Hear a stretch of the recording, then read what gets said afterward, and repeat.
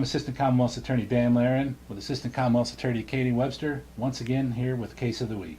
You know, we have been trying to deal with burglary cases for a long time here in the Office of the Commonwealth's Attorney, and they just seem to keep coming. And I understand that Katie had a case that involved a burglary that led to these two particular defendants. What were the facts of your case here? The facts of my case were that the defendants' names were Tyson Walker and Damian Johnson. And Tyson Walker, back in June of 2012, he was kicked out of his family's place to live. He didn't have anywhere to live, so he went to an aunt and uncle's home.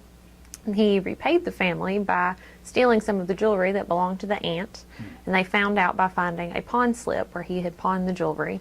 So he was once again homeless. And a couple of weeks later, the same aunt and uncle found that their home had been burglarized when they weren't home. And Tyson's mom and stepfather's home was also burglarized on that same particular day.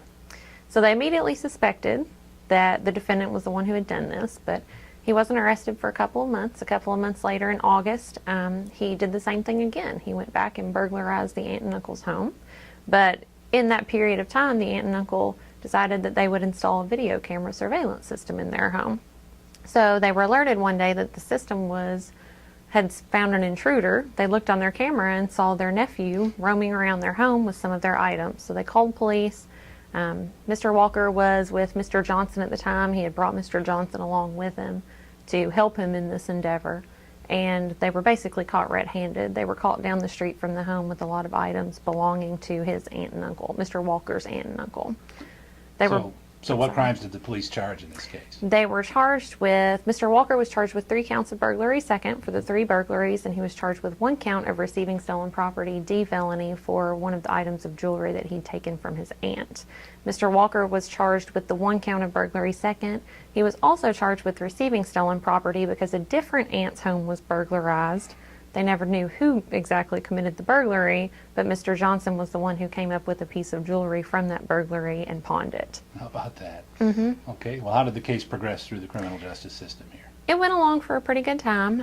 It was indicted back in October of 2012, and Johnson decided to plead guilty in March. He pled guilty to the 1 count of burglary, as well as the 1 count of receiving, for a total of 6 years. And Walker was hesitant to plead guilty. One of the conditions of Johnson's plea was that he would have to testify against Mr. Walker. Mr. Walker was still hesitant to plead. It was set for trial May 29th and 30th, and at the last minute he decided that he wanted to plead guilty after all. So Mr. Walker pled guilty to 5 years each on the 3 counts of burglary and 1 year on the 1 count of receiving stolen property. And how did the court sentence these 2 individuals? Well, they were sentenced. They were both probated for a period of 5 years. Johnson's was to run concurrently. He was probated for 5 years. And Mr. Walker's was 5 years of that was to run consecutive to the other 5. So it was a total of 10 years, probated for 5 years as well. And so they're both back out on the streets. They're both back out on the streets. Probably not living with their family, though, this time Probably around. not. Mm-mm. Well, there you go. Sometimes people bite the hand that feeds them, and that certainly seems to be what happened in this burglary case. Thank you very much. Thanks, Dan. We'll see you next time on Case of the Week.